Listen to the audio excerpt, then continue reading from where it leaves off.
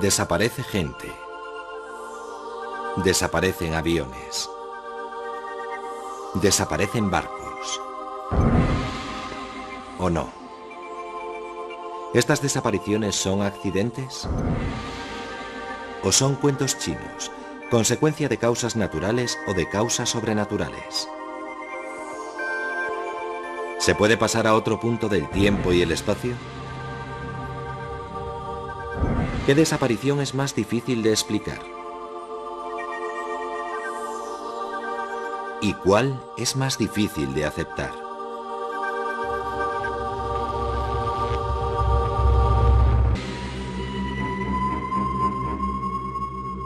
El 23 de septiembre de 1880, David Land salió de casa y se adentró en su finca. Saludó al juez local que pasaba por allí. Al cruzar la finca se volvió hacia su mujer y sus dos hijos, y entonces, a la vista de los 4 testigos, David Land se volatilizó. No había agujeros en el campo, ni ninguna indicación de cómo pudo desaparecer. Solo se encontró un rastro. La primavera siguiente, Sarah, la hija de Land, descubrió un círculo de hierba seca justo donde había desaparecido su padre. Algo le hizo llamar a gritos a su padre creyendo oír un grito ahogado de él. Se esfumó y nunca se supo más de él.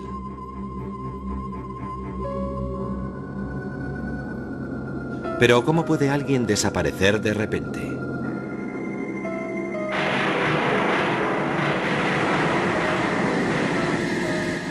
¿De verdad pueden desaparecer personas y cosas sin dejar rastro, llevadas de nuestro mundo por algo sobrenatural? Para buscar la verdad hay que preguntar a los testigos, que siguen sin poder creer lo que vieron con sus propios ojos.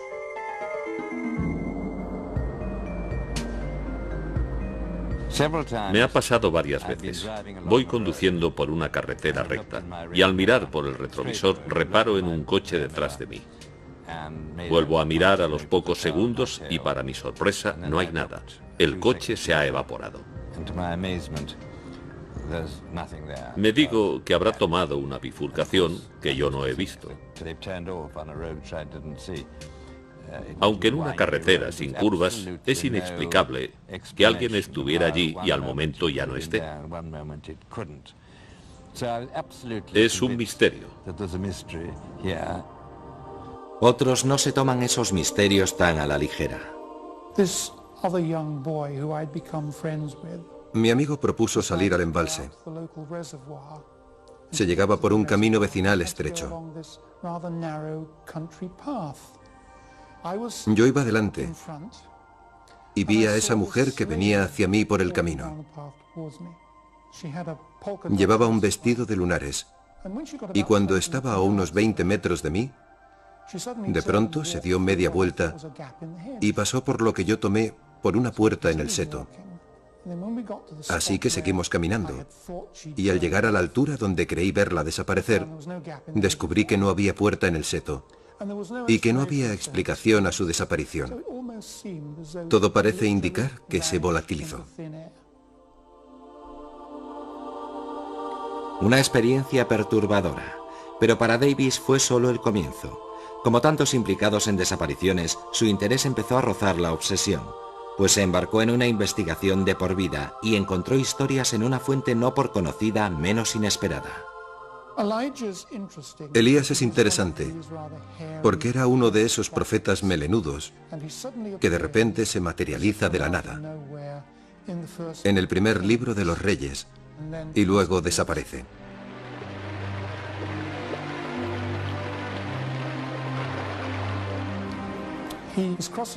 Está cruzando el Jordán con su discípulo, y al llegar a la otra orilla, descienden del cielo eso que llaman un carro de fuego y caballos de fuego.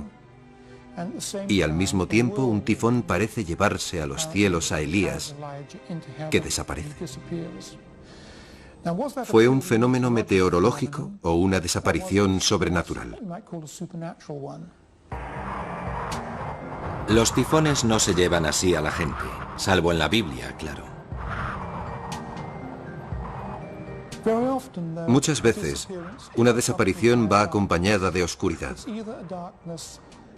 Puede deberse a un eclipse de sol o a una fuerte tormenta. Eso no desalentó su investigación.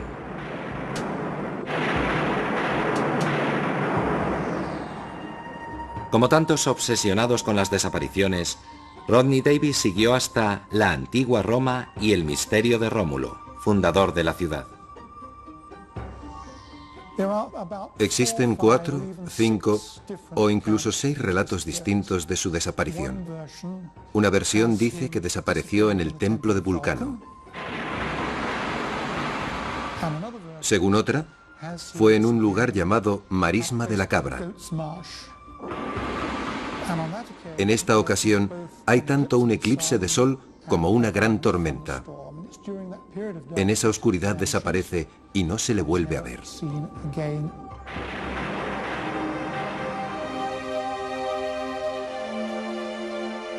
Esas historias de dioses y héroes tienen más de mito que de realidad. Durante siglos no ha pasado un solo año sin que alguien desapareciera. La de Amelia Earhart es la típica desaparición de la aviación que se convierte en leyenda. Ocurrió hace 60 años y 1 millón de palabras. Y la leyenda sigue creciendo. Cuando desaparece alguien tan famoso y de modo tan misterioso, no podemos dejarlo correr. Necesitamos una explicación. El misterio da paso a la obsesión. Fanáticos como Rick Gillespie intentan localizar la tumba de su heroína. La obsesión de la propia Earhart era dar la vuelta al mundo, aunque fuera por la ruta más peligrosa, cerca del Ecuador, sobrevolando océanos. Su avión era un Lockheed Electra especialmente preparado. Su primer intento casi terminó en desastre.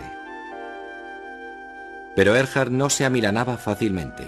Aplazó el vuelo y el 20 de mayo de 1937 sobrevoló América hasta su primera escala en Florida. Según las malas lenguas, Fred Noonan, su copiloto, era un gran bebedor, pero Amelia confiaba en él, sobre todo por su conocimiento del Pacífico. En Miami se revisó a fondo el Electra. En la madrugada del 1 de junio reanudó su viaje. El mundo entero contenía el aliento esperando noticias de cada escala. Cruzó el Atlántico, sobrevoló el desierto africano y siguió hasta lugares de nombres evocadores, como Karachi, Calcuta, Rangún, Bangkok. Tras algunos contratiempos menores y una tormenta monzónica, el 1 de julio llegó a Papúa Nueva Guinea.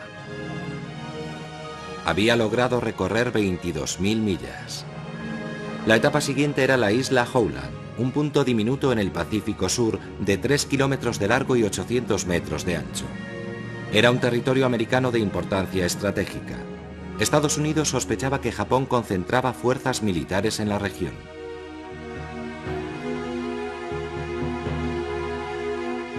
Amelia sobrevolaría el polvorín.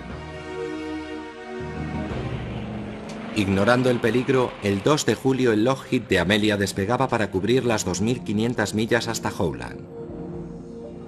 Confiaba en sus instrumentos, en Noonan y en la suerte. A las 15 horas de vuelo, los operadores de radio captaron un mensaje. Estamos volando en círculo. ¿Sobre qué isla? A las 5 horas otra señal indicaba que seguía buscando. No contestó más mensajes. Amelia Earhart, Fred Noonan y el Electra desaparecieron sin dejar rastro.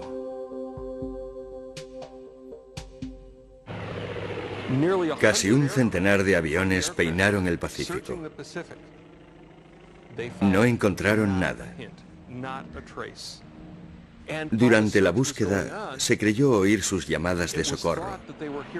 Se esperaba encontrarla en cualquier momento. Pero no fue así.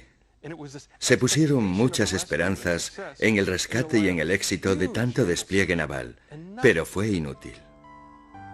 Lo único que aparecieron fueron rumores. Se barajó su captura por los japoneses, o que hubiera partido en misión de espionaje. En los años 60, un equipo de periodistas americanos encontró testigos en Saipán. Hablaron de un avión que cayó al mar y de un hombre y una mujer cautivos. Saipán estaba dentro del área de autonomía del avión, pero no había pruebas concluyentes. Entonces Gillespie tropezó con algo que otros habían pasado por alto. Hace poco, por un documento hallado en los archivos de una nación del Pacífico, supimos que en 1940, es decir, 3 años después de la desaparición de Earhart, las autoridades británicas encontraron los restos de una persona abandonada en la isla que falleció allí tras intentar sobrevivir. Para entonces, la historia de Amelia Earhart tenía el sello de una desaparición clásica. Un viaje épico, una persona famosa, una desaparición repentina. Para una legión de fanáticos que peinaban tierras y mares buscando su rastro, el viaje a la isla Gardiner era irresistible. En ese mismo sitio encontramos fragmentos de un zapato. Se trata de calzado americano de mediados de los años 30. Es de mujer y encaja con el estilo y la talla de calzado que llevaba Amelia Earhart cuando desapareció. Está claro que los restos que aparecieron en Gardiner en 1940 son de Amelia Earhart o de Fred Noonan. Quizá porque se extraviaron los huesos, nunca se pudo saber de quién de ellos eran. Sospechamos que eran de Noonan porque en los restos humanos es más fácil identificar el género si se dispone de parte de la pelvis y del cráneo, como fue el caso. Si es Noonan, ¿dónde está Amelia? Si hay 2 personas abandonadas en una isla, no morirán en el mismo momento. Una de ellas sobrevivirá a la otra y no se quedará ahí sentada viendo cómo los cangrejos se comen a su colega. Hará todo lo posible por enterrarlo.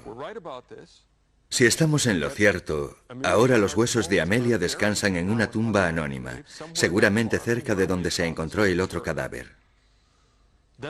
Luego hay que preguntarse qué fue del avión, si existe alguna prueba de que haya estado allí, y resulta que sí. Encontramos fragmentos de aluminio y de otro material que procede de los restos de un avión. Este trozo de metal nos dice mucho. Hemos comprobado que corresponde a un parche instalado en los bajos del avión de Earhart, en esta posición, justo aquí.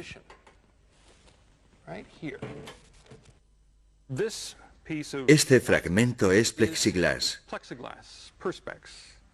y tiene un grosor determinado y una curvatura precisa que permiten identificarlo como un fragmento de ventanilla lateral del Lockheed Electra de Earhart.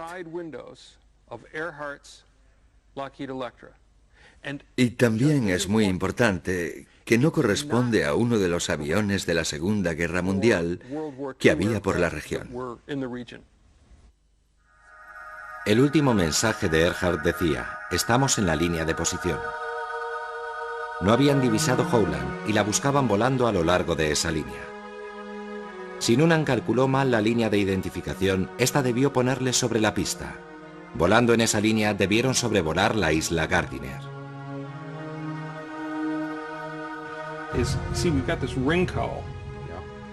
Rick Gillespie seguirá buscando el avión y los efectos personales. Puede parecer de mal gusto, pero necesita pruebas para resolver el enigma. Aún hoy, 60 años después de su fatídico vuelo, Earhart sigue siendo un ídolo capaz de inspirar a otros. La aviadora americana Linda Finch consiguió su objetivo, dar la vuelta al mundo en 2 meses y medio. Pero Amelia Earhart no es la única americana famosa desaparecida entre una nube de rumores. El 15 de diciembre de 1944, Glenn Miller, el director de orquesta más famoso del mundo, se volatilizó. Había recibido órdenes de volar a París y embarcó en un Norseman monomotor pilotado por Johnny Morgan. No entendí por qué Johnny Morgan se empeñó en volar ese día.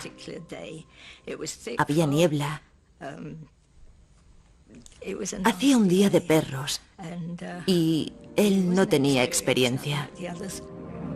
El Norseman despegó a pesar de las inclemencias. Fue la última vez que los vi. El Norseman nunca llegó a París. Desde entonces ha habido mucha controversia en torno a lo que ocurrió ese fatídico día. Victor Gregory, excomandante de bombarderos, cree que un miembro de su tripulación fue testigo de la suerte del Norseman. Volvíamos de una incursión frustrada sobre la ciudad alemana de Schegan y teníamos órdenes de echar al mar las bombas, sobre todo el pastel de 4.000 libras, que era muy peligroso si se aterrizaba con él a bordo. Después de que soltáramos las bombas, el copiloto vio una avioneta que bajaba por estribor y la identificó inmediatamente como una Norseman. Estoy convencido de que se vio atrapada en la onda de choque de uno de los pasteles de 4.000 libras que explotaron a la vez y desapareció en el mar. Después supe que el único Norseman que voló aquel día fue el de Glenn Miller, así que no me cabe duda de que yace en el fondo del canal. Esa es una teoría, pero hay otras, más suspicaces y quizá más plausibles. El detective Gordon Buchan cree que el avión no se estrelló, ni Glenn Miller con él.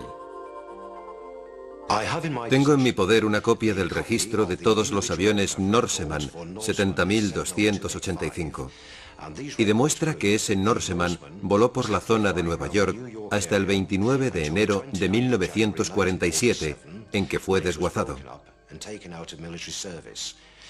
Es decir, unos 3 años después de la supuesta desaparición de Glenn Miller. Cuando hice preguntas y llamé a varias puertas del Ministerio de Defensa, esas puertas se cerraron rotundamente. Nadie, al parecer, quiere hablar de la desaparición de Miller. Otros también creen que ha habido una tapadera de alto nivel. Un alto oficial dijo a Udo Ulfkott que la inteligencia estadounidense se había inventado la historia de la desaparición, por motivos de delicadeza y de decencia. Después de 1945, cuando la inteligencia alemana cooperó con la americana, los americanos mencionaron que Glenn Miller no murió en ese accidente de avión. Los alemanes quisieron saber qué pasó, y los americanos dijeron, bueno, murió en una casa de putas, pero por entonces no podíamos contar eso a la gente, así que inventamos la versión de que murió en un accidente de avión. Para confirmar esto, la familia de Glenn Miller tampoco cree en un accidente. Mi padre Herb, hermano menor de Glenn, no se tragó los cuentos que los militares contaron a la familia. Creía que Glenn padecía una grave enfermedad, cáncer quizás, porque Glenn fumaba como un carretero. En las últimas fotos que tenemos de él, sus uniformes cortados a medida le vienen grandes, le sobran por todas partes. Mi padre cree que murió de muerte natural. Como en tantas desapariciones, escasean las pistas, aunque puede haber una en la última carta de Miller enviada a su hermano Herb. Cuando recibáis esta carta, ya estaré en París, lanzándome en picado sobre el canal. Lanzándome en picado sobre el canal. Y de repente aparece alguien con su chapa de identificación y seguirá llegando gente con esas ridículas y estúpidas teorías.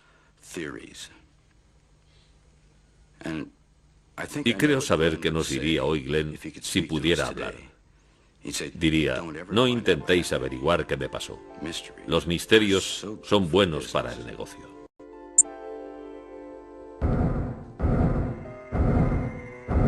El sexo y la fama son ingredientes explosivos en las desapariciones, tanto como el poder. John Stonehouse era un político ambicioso que hubiera podido llegar a primer ministro británico. La alarma sonó cuando, estando de vacaciones en Florida, no se presentó a un mitin que iba a dar. No apareció, ni tampoco a cenar. Así que echaron abajo la puerta de su habitación y encontraron todas sus cosas, su pasaporte y su dinero, que era mucho. La policía peinó la playa cubana, pero ni rastro. Cada vez que aparecía un cadáver a 200 kilómetros a la redonda, todos se preguntaban si sería él. Corrieron rumores de que tenía problemas financieros, lazos con la mafia, o de que era un agente secreto, y él sin aparecer. Debió ahogarse. Le damos por muerto. Aunque entonces no lo supiera, la policía tenía en sus manos una prueba de peso, su pasaporte. John Stonehouse había leído este libro de Frederick Forsyth. El chacal desaparece asumiendo la identidad de un fallecido. John Stonehouse había acudido a esta tienda de su circunscripción para investigar la historia de un votante fallecido llamado Clive Markham. Un año después, la policía australiana irrumpió en una casa de Sydney. La verdad salió a la luz. Agobiado por las deudas, Stonehouse había organizado su propia desaparición. He sufrido traumas porque algunos de los ideales por los que he peleado durante 30 años de intensa vida política se han quedado en nada. Eso me afligió, me afectó mucho. Es uno de los motivos por los que me vine abajo. Stonehouse estaba acabado, acusado de 21 delitos, entre ellos fraude y usurpación de identidad. Pero Stonehouse desapareció ante todo por un lío de faldas, con su bonita secretaria, Sheila Buckley. Fue su afán por verla lo que puso a la policía sobre la pista de su escondite.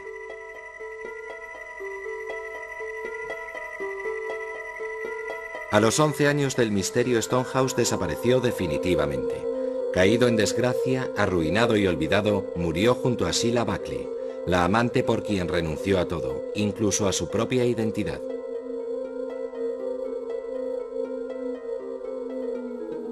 Si la desaparición de aficionado de Stonehouse se debió al más trivial de los motivos, otros son más calculadores y profesionales. La pista la encontramos de nuevo en el título de esa novela de Frederick Forsyth, pero esta vez la desaparición es mucho más siniestra. Durante los años 70 y 80, las ciudades europeas se convirtieron en blanco de las acciones terroristas de varios grupos clandestinos. Era evidente que alguien intentaba poner sobre el tapete mundial la cuestión palestina, pero cuando se disipaba el polvo de las explosiones ya no estaba. Ocurrió de repente. En Londres atacaron a Lord Schiff, destacado sionista y presidente de Marks & Spencer. Se abrió la puerta del baño y entonces vi una pistola. Eso fue todo. Entonces, en 1975, se produjo el ataque más audaz en la sede de la OPEP, en Viena. Hubo 3 muertos y se tomaron 11 rehenes, entre ellos algunos ministros. Los liberaron tras un vuelo al norte de África. ¿Quién era el cerebro? ¿Esta oscura figura que estrecha la mano de un prisionero y abraza al ministro venezolano del petróleo? Se le puso un apodo, Carlos el Chacal, porque desaparecía utilizando disfraces y nombres prestados. Una redada en un piso franco de Londres permitió dar con una pista. Una anotación en un libro que apareció en un arsenal dio a la prensa el verdadero nombre. Por fin el Chacal tenía una identidad. Ilitch Ramírez Sánchez. Quería ser una estrella y tomó la vía del terrorismo para lograrlo.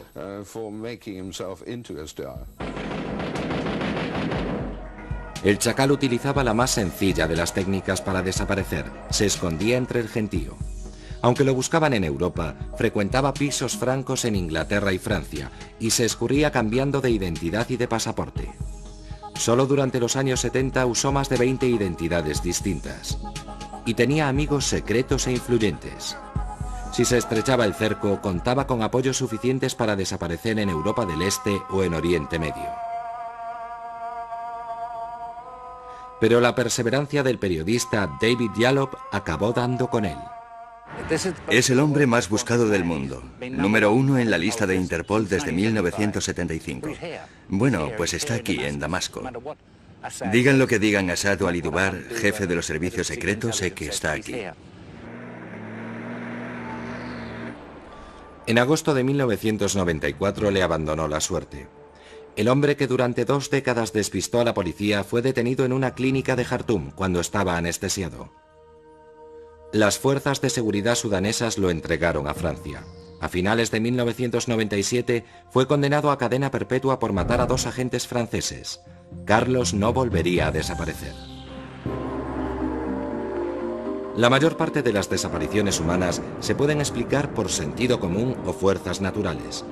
Pero hay algunas que desafían toda lógica y parecen sobrenaturales. Algunas de las más sonadas se han producido en la costa sudeste de América, una pequeña zona famosa por sus inexplicables desapariciones, el llamado Triángulo de las Bermudas. Hay docenas de relatos de barcos, aviones y personas desaparecidas en extrañas circunstancias, como el Witchcraft. El 24 de diciembre de 1967, a una milla de la costa de Miami, un Buoy 7, un yate de recreo, se hizo a la mar con el propietario y un sacerdote a bordo. Al poco emitió un mensaje de llamada urgente al guardacostas. Este tardó unos 20 minutos en alcanzar su posición, pero cuando llegó a la zona, no quedaba rastro del yate. Hacía muy mal tiempo aquella noche. Debieron pensárselo 2 veces antes de salir. Era un barco pequeño, de noche y con mala mar. Para mí no tiene nada de misterioso. Por cada convencido de la existencia del Triángulo de las Bermudas también hay un escéptico, como Larry Kuss. Cree que muchos de los misterios tienen una respuesta lógica, como el caso del Rubicón, que apareció a la deriva frente a la costa de Florida con solo un perro a bordo. Se desató sobre La Habana uno de los huracanes más fuertes de todos los tiempos. El Rubicón estaba en el puerto, sus amarres se rompieron y el barco salió a alta mar a la deriva hasta que dieron con él.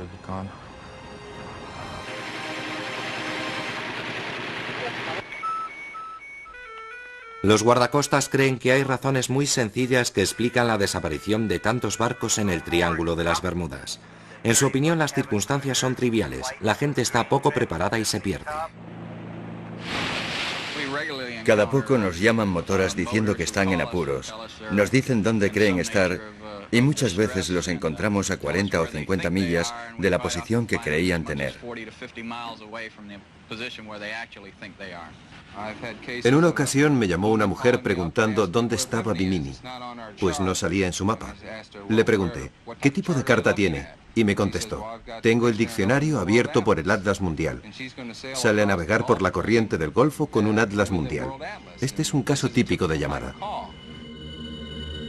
Entonces, ¿qué es el Triángulo de las Bermudas y dónde está exactamente? No es triangular, sino más bien romboide. El triángulo se define como la línea que va de Florida a Puerto Rico, de ahí a Bermudas y de vuelta a Florida. Aunque realmente este solo es el centro de una zona más amorfa y mucho más grande, donde se supone que se han producido los casos. Pero no ocurren todos en el triángulo central, como dice la gente.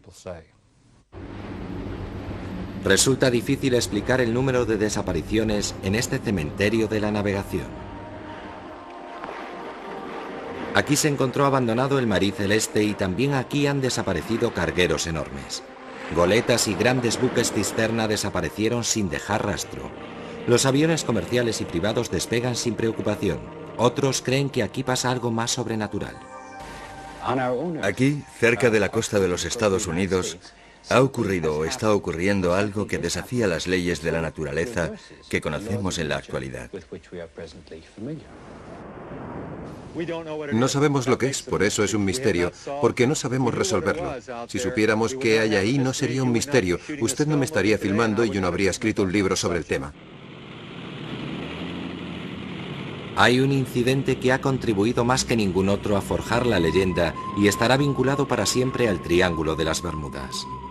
El 5 de diciembre de 1945, 5 Avengers de la Armada Americana salieron en misión de entrenamiento rutinario. Pero algo falló. La torre de control captó mensajes inexplicables. Los pilotos decían que se habían perdido. El mar y el cielo parecían extraños. Y luego, Silencio. Se envió un avión de rescate Mariner. También él perdió el contacto por radio. Entonces se acometió un rastreo a fondo día y noche. Se habían esfumado 5 Avengers, un Mariner y 23 tripulantes. Jamás se encontraron supervivientes ni restos del naufragio. Entraron en el triángulo diabólico y no volvieron a salir. El misterio no era tanto cómo se habían perdido, sino cómo pudieron desaparecer. Bueno, los Martin Mariners tenían un historial de explosiones. Llevaban varios miles de litros de combustible y lo que pasó es que el avión explotó en pleno vuelo a los 27 minutos de despegar, como vieron varias personas desde un barco de la Armada.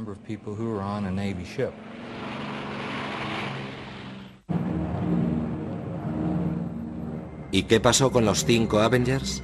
Se perdieron, se quedaron sin combustible y cayeron al mar antes de que llegara el socorro.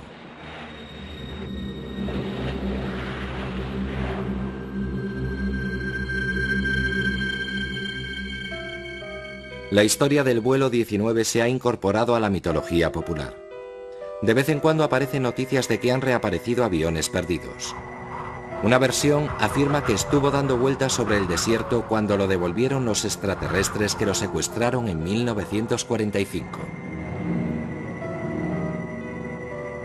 La leyenda se basa en buena parte en los comentarios del comandante, recogidos en una grabación. Las 2 brújulas se han estropeado, sobrevuelo tierra, pero están rotas.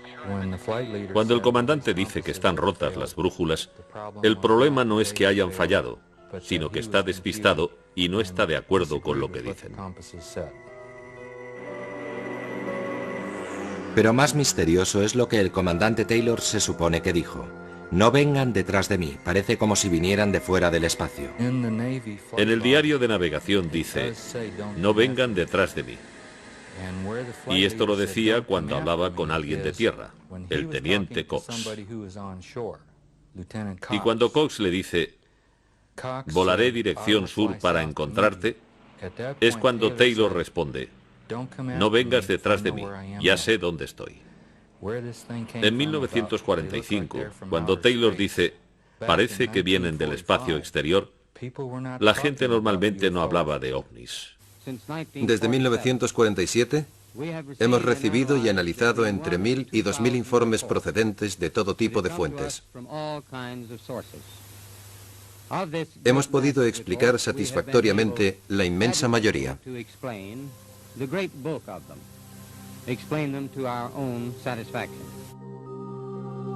El único problema de los desmentidos oficiales es que la gente los toma por una prueba más de que se están ocultando los hechos. Pero algunas de las pruebas de las visitas de naves espaciales son increíbles.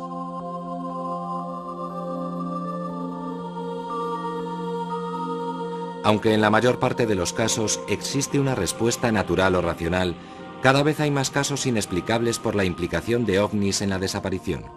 Algunos cuentan incluso con la confirmación de testigos oculares. Como casi todo el mundo, al principio Bud Hopkins no creía en el tema. En 1964, mi esposa y un amigo inglés vimos un pequeño objeto metálico, ovalado, como de aluminio blando. No era reflectante, ni tenía luces, ni nada parecido. Eran las 5 de la tarde y buscamos alguna explicación, pensando que sería una especie de globo. No se movía, las nubes avanzaban muy deprisa, y de repente, cuando lo adelantamos y volvimos la vista, ¡zas!, salió disparado desde el mar hacia las nubes. Bajamos corriendo del coche y nos quedamos mirando. Uno de nosotros dijo, será uno de esos ovnis. De golpe me di cuenta de que si era lo que parecía ser, teníamos visita, y el episodio se convertía en el hecho más importante de la historia. Era un objeto sólido, y creo que venía del espacio. ¿Qué estaba pasando? ¿Por qué desaparecía la gente y volvía a aparecer a los pocos minutos? ¿Y qué ocurría entre tanto? Bud Hopkins empezó a investigar y constató que muchas de las víctimas recordaban imágenes recurrentes. Mucha gente menciona un pequeño objeto en una cánula que les insertan en la cavidad nasal con la persona tumbada en la mesa. Por los procedimientos utilizados, parecen tener interés por el sistema nervioso del hombre y por sus órganos reproductivos. Dedican mucha atención a la cabeza. Esta explicación de que la gente desaparece un rato para que los extraterrestres puedan examinar la humanidad puede parecer increíble, pero Hopkins cree que hay casos fuera de duda. El caso de abducción más importante que conozco es el de Linda Cortilla. Ocurrió en Nueva York en noviembre de 1989. Linda recuerda haber percibido una presencia en la habitación justo antes de dormirse y sintió que sus piernas y luego su cuerpo se iban paralizando. Reconoció lo que era por experiencias anteriores, así que abrió los ojos y vio una pequeña figura gris con una cabeza grande de pie junto a la cama. Entonces perdió el conocimiento. Después recuerda haber salido flotando por su ventana del 12º piso en un rayo de luz azulado y subir por un ascensor invisible hasta la nave que aguardaba arriba. Recuerda estar tumbada en una mesa, lo que pasó dentro de la nave, etc., y cómo la devolvieron a su piso. 15 meses después, recibí una carta de 2 hombres que decían ser policías y después reconocieron que eran agentes de seguridad del gobierno, diciendo que estaban en un coche aparcado debajo de la autopista federal, muy cerca del apartamento. A las 3:15 de la madrugada avistaron un ovni sobre el edificio que de pronto encendió las luces y emitió un rayo azul descendente. Vieron 4 figuras en posición fetal salir flotando de la ventana del piso 12. Luego se desplegaron. Una era una mujer en camisón blanco y las otras 3 figuras no eran humanas. Se desplegaron y ascendieron hasta la nave y ésta se elevó sobre la autopista y fue vista hundiéndose en el East River. Es increíble porque se trata de una abducción con testigos, pues he entrevistado a gente de 5 sitios distintos y todos ellos vieron cómo ocurría la totalidad o parte de esa abducción aquella noche. Por ejemplo, una mujer contaba que su coche se detuvo en el puente de Brooklyn, se apagaron los faros y de golpe vio esa luz brillante sobre el edificio de apartamentos y se dio cuenta de que era una nave y vio las figuritas desplegándose por la ventana. Me dijo, era tan real que parecía un truco. Creí que estaban rodando una película con efectos especiales. En este caso hay testimonios de 20 personas. Así que hay que descartar una explicación psicológica, pues como dijo Linda, si estaba alucinando, ¿cómo vio tanta gente mi alucinación? Los ovnis no son la única fuente de relatos que parecen más extraños que la ficción. ¿Qué hay de la capacidad de desaparecer volviéndose invisible? ¿Puede ocurrir? La psicoterapeuta Donna Hybe cree que es posible y tiene varios ejemplos. Han salido a la luz muchos casos de invisibilidad espontánea. Primero fueron 1 o 2, pero luego me quedé atónita al descubrir que eran muchos. La gente contestaba a mi encuesta desde todos los rincones del mundo. Por ejemplo, Adrienne, en Lancashire, Inglaterra. Una noche entró en un bar con un amigo y este tuvo que ir al baño. Ella esperó sentada en el bar. Cuando volvió del aseo, él la buscó. No la vio. Cogió algunas cosas que tenía en la barra y salió corriendo del bar. Ella se quedó allí, preguntándose qué le pasaba, y al poco su amigo volvió a entrar y le preguntó dónde se había metido, qué le había pasado, y ella le contestó, «Pero si no me he movido de mi asiento». Y él dijo, «Imposible, vine aquí y no estabas». Y ella, entre tanto, veía todo totalmente normal, pero por algún motivo, durante unos instantes se volvió literalmente invisible. En otra ocasión, esta mujer quiso comprobar su sensación de que era invisible. Así que entró en el aseo de caballeros. Diciéndose que si no la miraban allí, no la mirarían nunca. Y dice que nadie la vio.